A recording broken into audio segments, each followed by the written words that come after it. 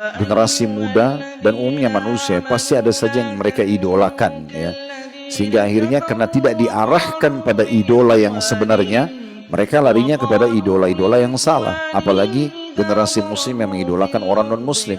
Akhirnya karena mengidolakan, menciplak hidupnya.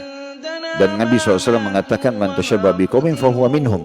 Siapa menyerupai satu kaum, maka dia termasuk golongannya. Maka mulailah dia cintai pakaiannya, makanannya, cara hidupnya. Akhirnya khamr, pergaulan bebas, hamil di luar nikah dan segala macam yang dalam syariat Allah tidak boleh, itu mereka jadikan sebagai pegangan.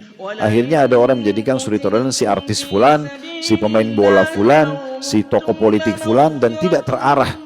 Ada yang tutup hidupnya dengan bunuh diri, ada yang tutup hidupnya dengan mabuk-mabukan, ada yang dengan membunuh orang lain, ada yang dilenserkan dari jabatan politiknya dan segala macam hal.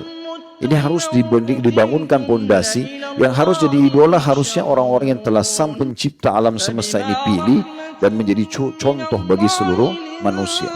Semua nabi-nabi itu paling sempurna secara fisik dan paling sempurna secara akhlak, paling sempurna secara nasab dan kedudukan di tengah-tengah masyarakatnya. Jadi tidak ada nabi itu yang diutus dari pendusta misalnya, atau dari orang biasa, memang dari tokoh masyarakat.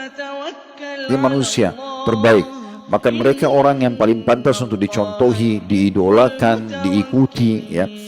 Mereka para utusan Allah dari kalangan manusia, dan tujuannya dari kalangan manusia agar mudah kita tauladani, ikutin. Dimana yang sudah dijelaskan oleh nabi-nabi, itulah nanti akan menjadi hakikat, dan itu nampak depan mata kita dan kita bisa rasakan. Nanti kalau kita pelajari dari kehidupan para nabi-nabi ini, kita akan dapat jawaban yang benar, sehingga kita tidak keluar dari rel itu. Kalau mau cari kebahagiaan cuma di alam para nabi-nabi, beranjak dari mereka kita akan bahagia, tidak ada yang lainnya. Kalau ada orang bahagia, itu karena mengikuti dan mencontohi para nabi-nabi ini.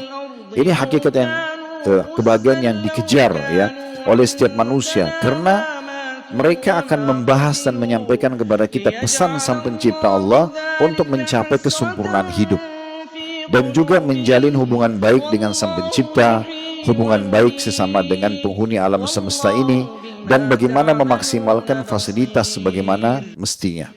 Tidak ada lagi pemikiran nanti seperti yang dilakukan oleh orang-orang non-muslim. Jadi kalau kita tidak pelajari para nabi-nabi dan rasul ini, kita akan blank, tidak tahu harus mengambil langkah apa. Kita tidak tahu siapa yang akan kita jadikan sebagai suri tauladan kita. Kayak ini pondasi dasar.